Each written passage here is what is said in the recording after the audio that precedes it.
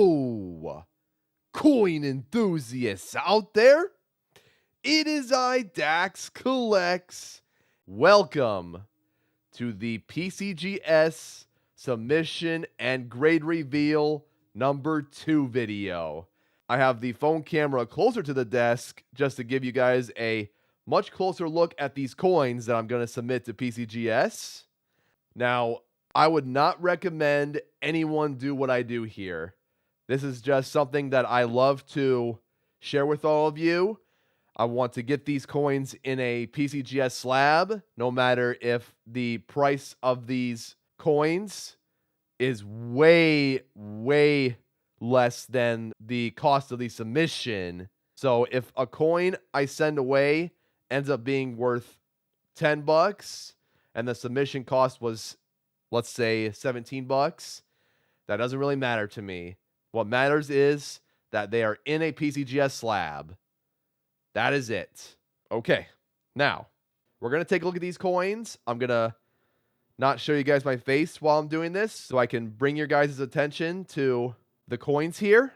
We'll go ahead and inspect these coins together and see what we think the grades are. And you can share down in the comments section as well what you think these coins will get for a grade. So, should be fun. Let's get into it. Now, here's a coin I want to send away for sure. It's a 1964 Philadelphia silver dime here. Get a little closer to the coin here just to share you guys the details here. Now, as we look at this coin, we'll keep these 4 key factors in mind.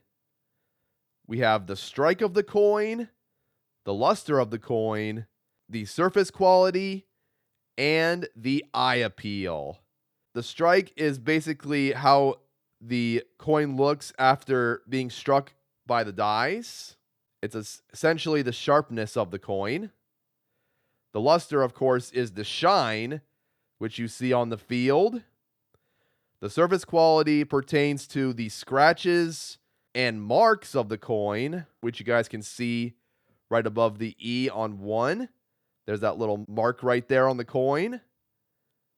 That'll bump the grade down a little bit. And the eye appeal is essentially how aesthetically pleasing a coin is.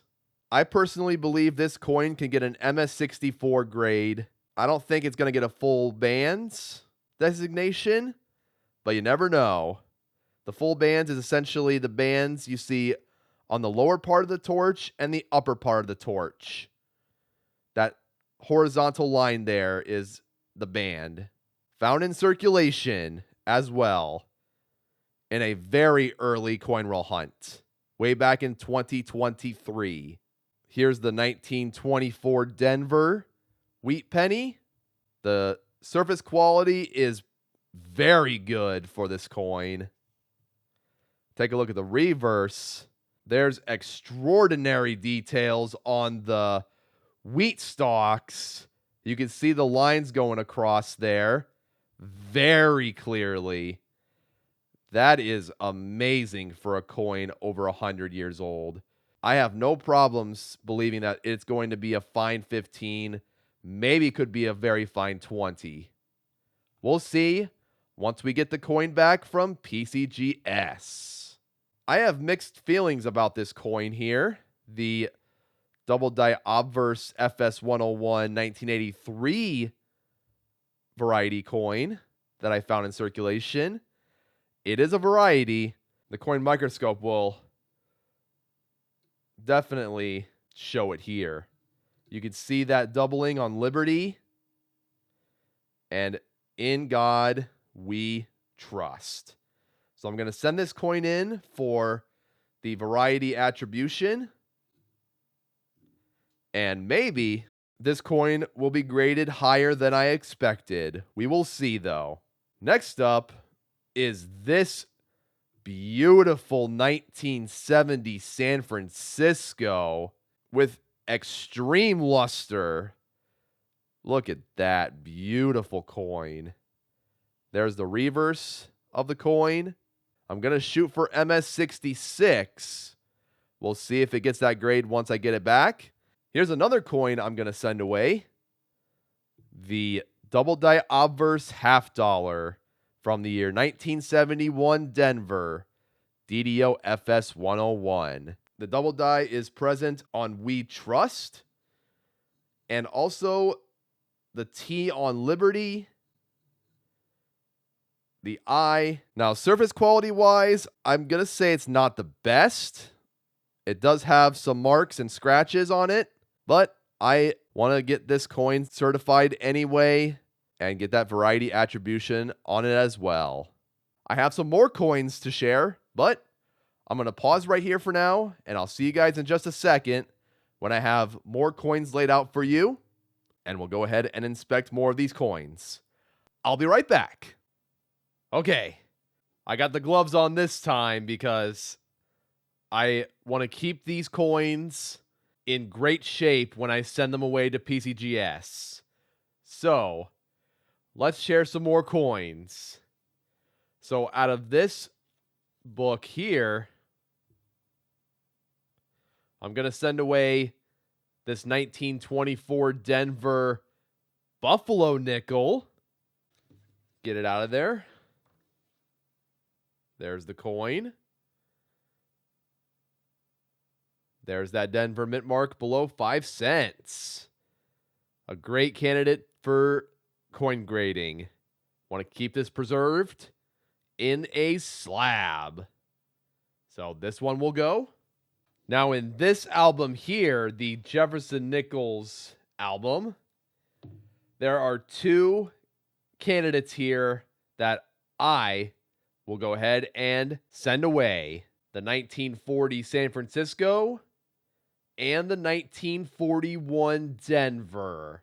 Both of these are definitely uncirculated coins, and I'm hoping that they turn out to be a decent grade.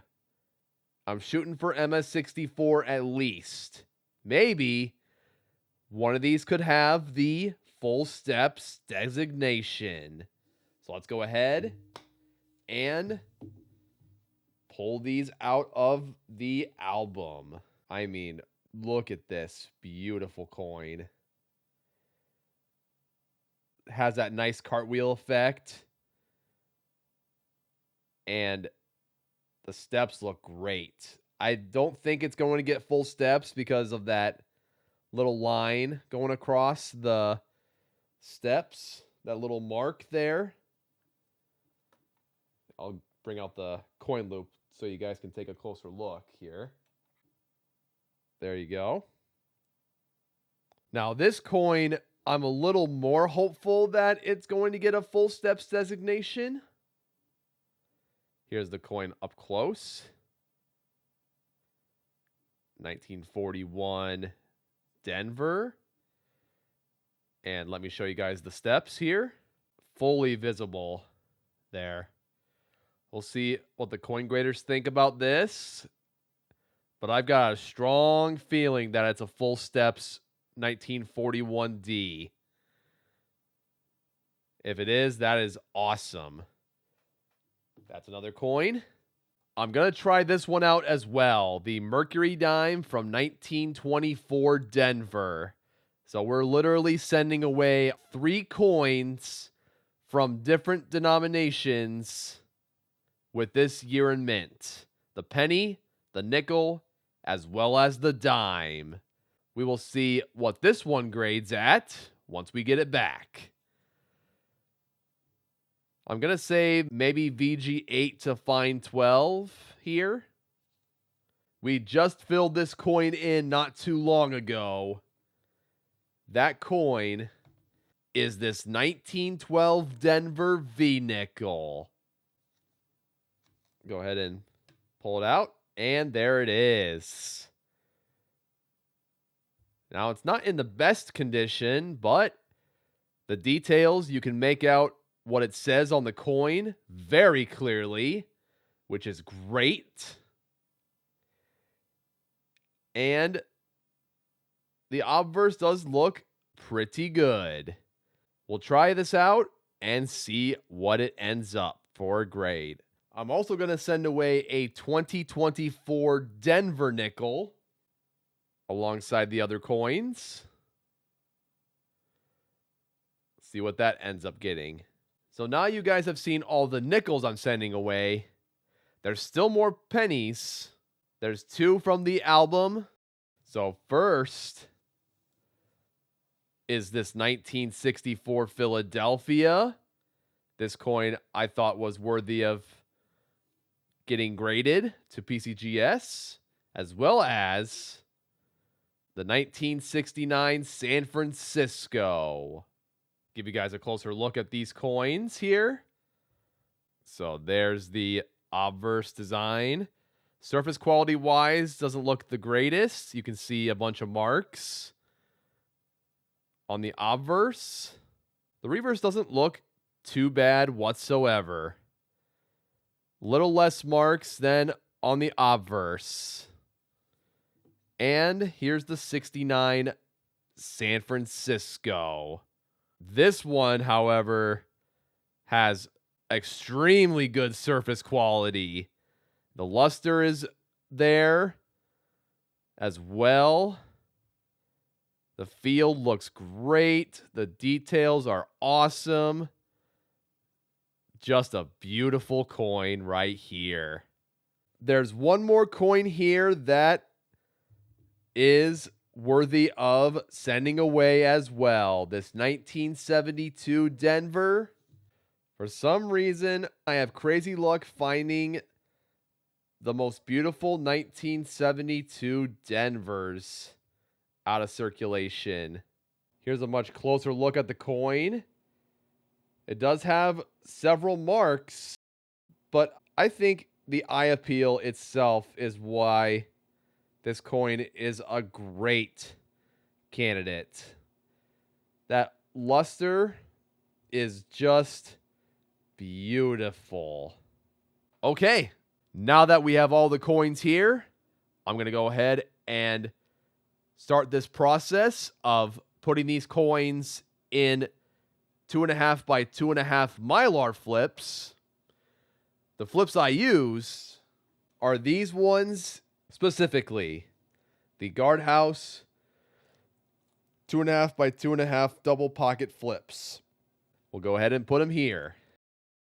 Okay, so as you guys can see, all of these 14 coins are in the flips.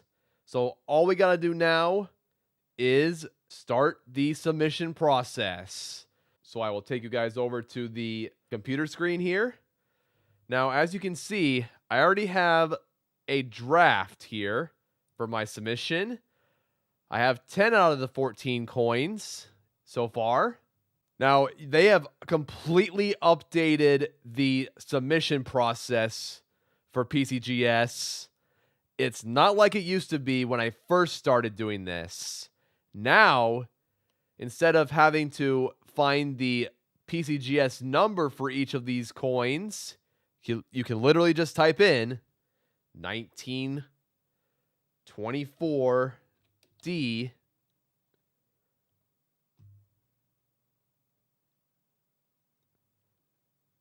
and then just do 10C. And there is the Mercury dime. They've completely simplified it, which is fantastic. This is extremely user-friendly. But I'm not going to type that in just yet, since I go in order of denomination. So we got to put it in 2024 D5C. There it is. And once we get to this part of the submission, we literally have to go find the declared value, which is the value that you set for what this coin is worth. So the best way to do that is go to the price guide, nickels. We'll click on the Jefferson nickel link. We'll scroll all the way down until we find the 2024D right here. So we're going to try and shoot for 1964. So the price guide says 25. We'll go ahead and type in $25. Quantity 1. And here you can check to see if your coin has a mint error. And if it does, you click on this and then enter the name or description for that mint error. But since we don't have a mint error here, we'll continue on. True View imaging is literally a way that PCGS can show the coin through this here. So, for example, if we go back and let's just do a 1938 Jefferson nickel, this is the true view right here. So, for example, this guy here sent away a 1938 Philadelphia nickel, which ended up grading at MS67 plus. And the great thing about TrueView is that you can literally just scan the coin here. It's like looking through a coin loop and just admire all the details, as well as the reverse. There we go. So we're not going to do that. Variety attribution is only there for when your coin has, let's say, a double die obverse, double die reverse, or a repunched mint mark. It does cost extra for the attribution. It will basically label the coin as such. So, for example, that 1983 is a DDO FS 101 penny. So, for example, we will click on this, and here you can literally just type in DDR FS 801, 802, 803, depending on what variety it is. I'll even show you guys the special label here. So if you click on Learn More, it basically gives you the semi-quincentennial label, U.S. Navy label, and PCGS 40th Anniversary Special label here, which does cost a little extra, $7 per label here. This would look really nice. It's basically what it used to look like here with this design.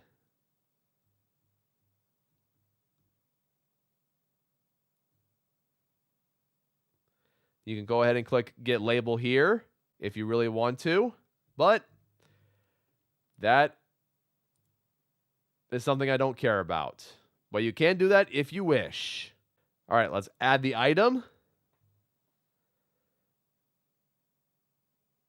And there we go. The coin is now in the database here. We'll go ahead and type in 1924D10C. And there is the Mercury dime. We'll click on that. Go back to the price guide. Click on Mercury dime. Find the 1924D right here. And it's just that simple, folks. We're going to say between 8 and 10, so 10 to 15 bucks. Let's just do 15. I know I'll be losing money submitting this coin, but like I said, I want to get these coins certified no matter what condition they are. Go back to 1 there. Add item.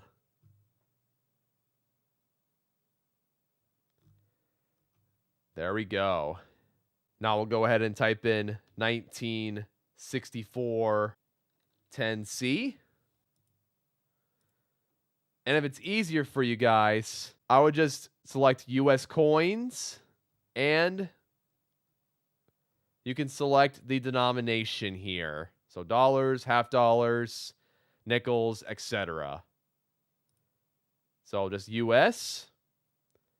And the second one here has the coin that we're going to send. 1964, 10-cent piece. We're going to put $15 for the declared value, but it could very well get an MS64. We'll see, though. So we'll go ahead and type $15. 1. And add item. And now we just have one more coin.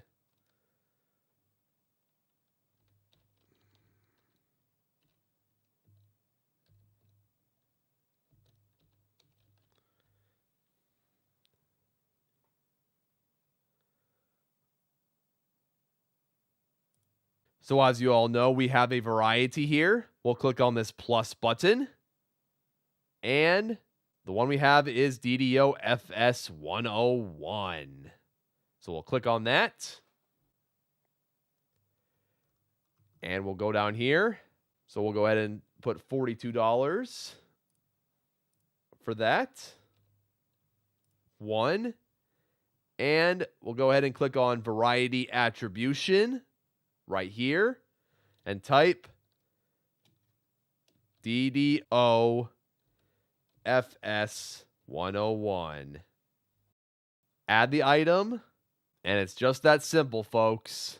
So now we have all the 14 items here. All right, we'll go ahead and hit continue.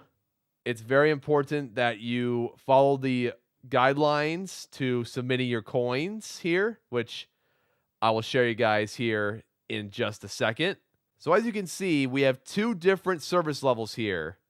We have 8 coins for the economy service level and 6 of them for the modern value service. US coins dated 1965 to present, valued at under $300. Items are covered up to $300 in maximum declared value and estimated turnaround time 30 business days. And when you go down here, it literally adds up the total items for the economy service and the modern value service. So I kind of wonder if they have to be separated in different boxes. We'll have to see, though. The estimated subtotal is $346. Not bad at all. We'll continue. Complete your submission by providing return, shipping, and payment details. So you have your address, phone number. Go ahead and continue. Next thing, it'll say pay with. So your payment will only be charged once your order is complete and ready for shipment. So we'll go ahead and pay with a credit card. Continue. Return shipping, single shipping method. The same return shipping method will be applied for each service level, or separate shipping methods. Apply individual return shipping methods per service level. You can literally separate these if you want to. We'll go ahead and do a single shipping method here, and then it'll calculate the cost for the shipping and handling. So it adds up quite a bit, as you can see.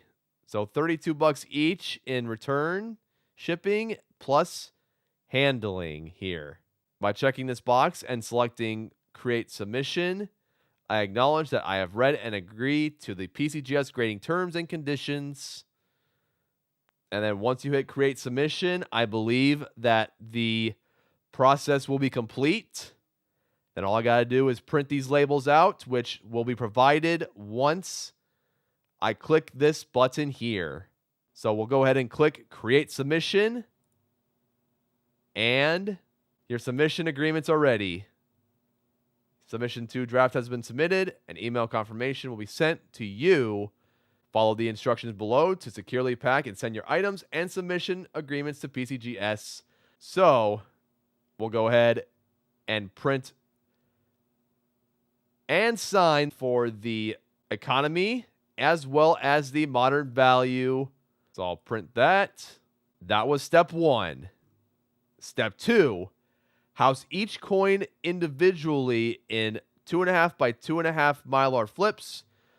Do not use acrylic snap cases or cardboard with staples. So we have already done so. So that's all good. So now we're going to go ahead and print out flip labels here. Generate and print flip labels using Avery 18167 or compatible labels. For those of you that don't know what those are, it's these ones. So easy peel address labels. I'll go ahead and put this in the printer and I'll show you guys what they look like. Okay, so each service level has 3 PCGS copies that you got to sign. So the first one here will have a signature required right there and the date. So you'll go ahead and write your signature as well as the date. You'll do so for all of the other copies. So 2 and 3. Then once you're done with that, you could fold them hamburger style all together and put it in a box, which I'll show you guys in a minute what box I'm going to put these in. The first one was for the economy service, and this one's for the modern service. So there's 3 more PCGS copies that you have to sign before you send them away. They also print out a customer copy. You can keep that for yourself. You don't have to sign it or anything. But once you get that done, it's ready to go. And the labels have been printed off. So it'll tell you the submission number up here and line number 1, which is the 1924 Denver, the 1964 Philadelphia.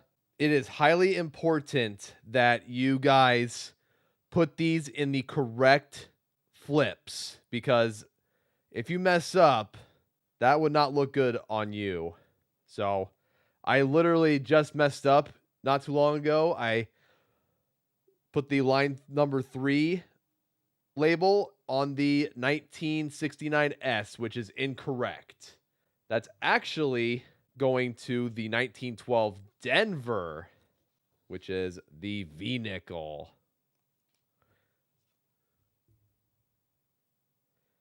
Right there. There we go.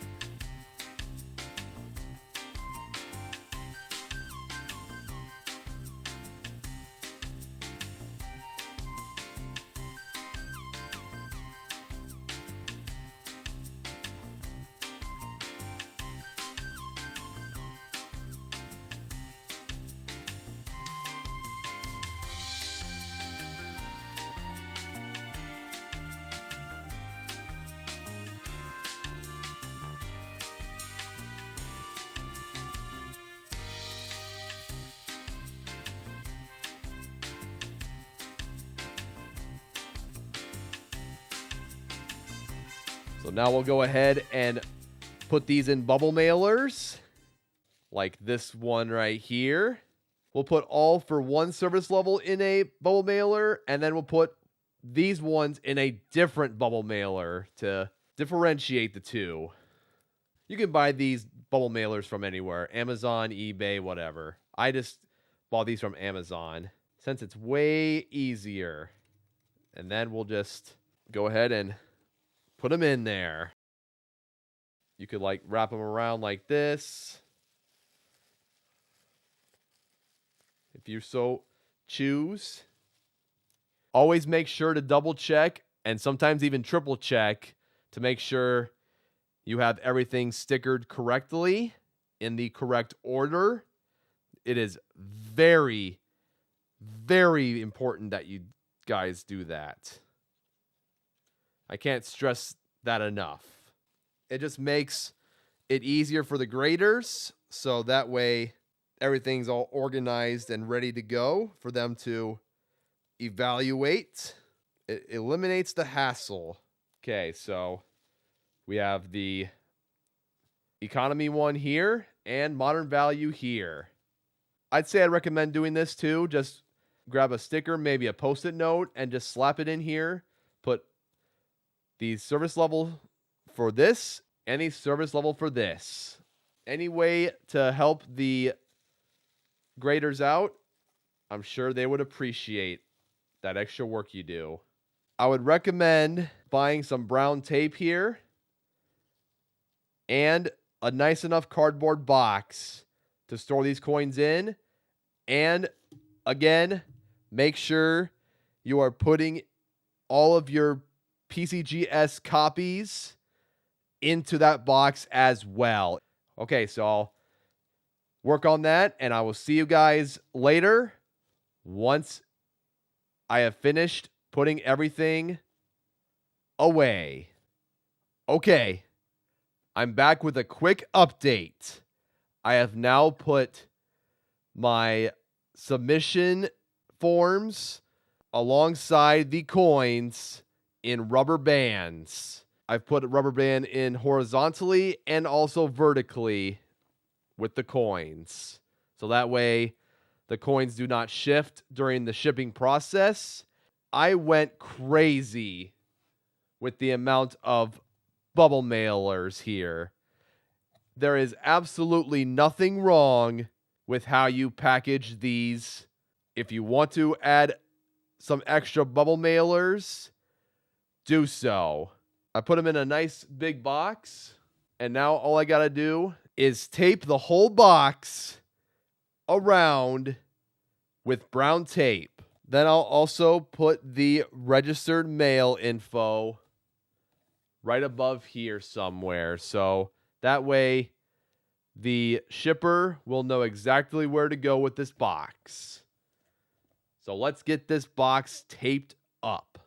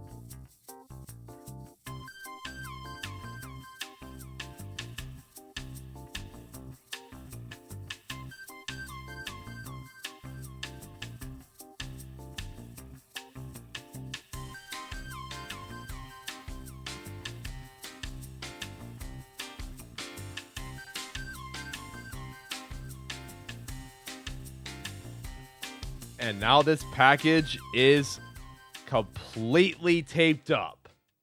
There we go.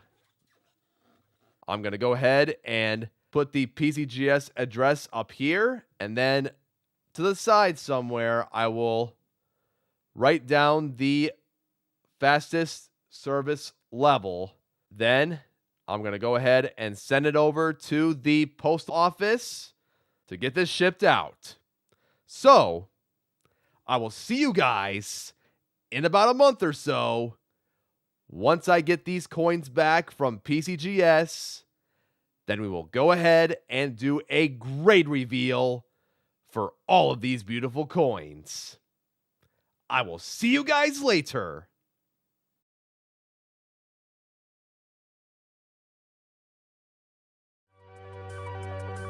Thank you guys so much for watching my video.